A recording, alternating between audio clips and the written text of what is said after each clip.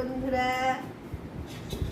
হ্যাঁ, আজ এই দেবী পক্ষের তৃতীয়ার প্রভাতে আপনারা দেখছেন প্রতিমা বাগচির আজকের সকালের প্রাতরাশ।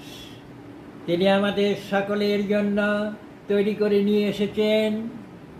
কি নিয়ে এসেছেন না পনির ফ্রাইড রাইস, এবং সেই সাথে দেখুন দেখাচ্ছেন আলুর দম। আলু কাশ্মীর, হ্যাঁ, কষা কাশ্মীর আলুর দম। কাশ্মীরি আলুর দম। আসুন, সকলে আসুন, এই রসস্বাদ সাধন করুন এবং ভালো কি মন্দ আপনারা খেয়ে বলুন, আমরাও ভক্ষণ করি।